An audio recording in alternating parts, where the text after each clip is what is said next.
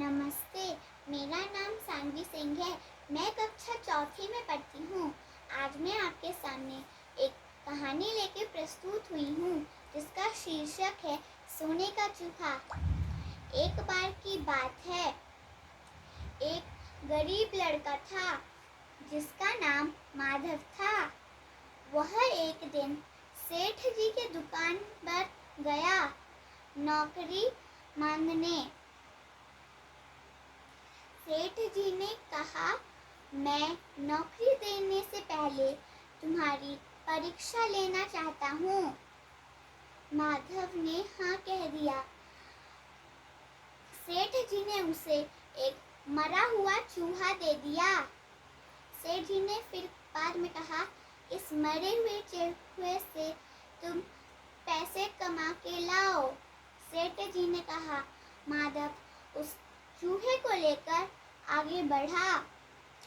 आगे में उससे एक मूंगफली वालों की दुकान दिखी। मूंगफली की बिल्ली बहुत ही भूखी थी, इसलिए वो उछल कूद कर रही थी। माधव ने कहा, मूंगफली वाले, लगता है मुझे आपकी बिल्ली बहुत भूखी है। मैं आपकी बिल्ली को ये मरा हुआ चूहा दे देता हूँ। बदले में आपको मुझे कुछ मूंगफलियाँ देनी होंगी। माधव ने कहा। दुकानदार ने कहा, हाँ ठीक है, जल्दी दे दो इसे मरा हुआ चूहा, मैं तुम्हें कुछ मूंगफलियाँ दे दूंगा। माधव ने उस चूहे को बिल्ली को दे दिया। बिल्ली उसे खाकर संतुष्ट हो गई। दुकानदार ने उसे कुछ मूंगफलियाँ दे दी। मूंगफलियों को लेकर वो आगे बढ़ा। आगे बढ़ते बढ़ते उसे कुछ लकड़हारे दिखे। उसे लगा वह लकड़हारे बहुत भूखे हैं, इसलिए वो लकड़हारों के पास जाकर बोला, लकड़हारे, तुम बहुत भूखे लग रहे हो और प्यासे भी, ये लो कुछ मूंगफलियाँ खा लो। माधव ने कहा। लकड़हारे बोले, हम मूंगफलियाँ के बदले तुम्हें पैसे तो नहीं दे सकते, पर कुछ लकड़ियाँ दे सकते हैं। लकड़हारों ने कहा। माधव ने कहा, हाँ चलेगा। मूंगफलियाँ खाकर लकड़हारे उस माधव को कुछ लकड़ियाँ दे दिए। माधव उन लकड़ियों को लेकर बाजार चला गया।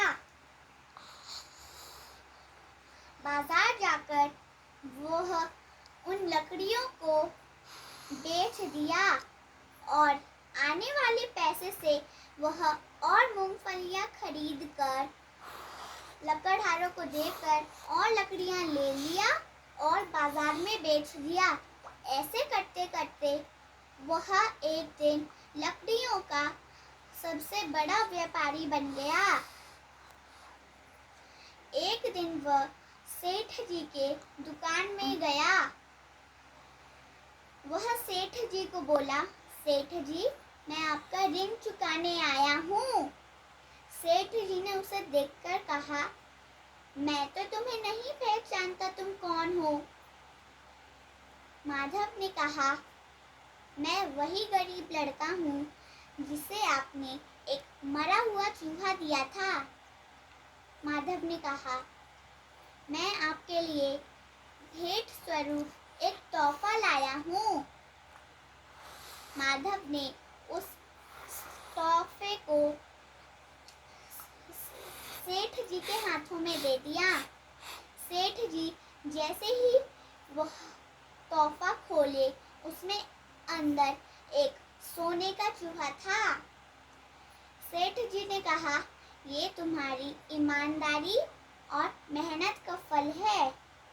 इस कहानी से हमें यह शिक्षा मिलती है कि परिश्रम ही सफलता की कुंजी है और सफलता से ही हमें मीठा फल मिलता है।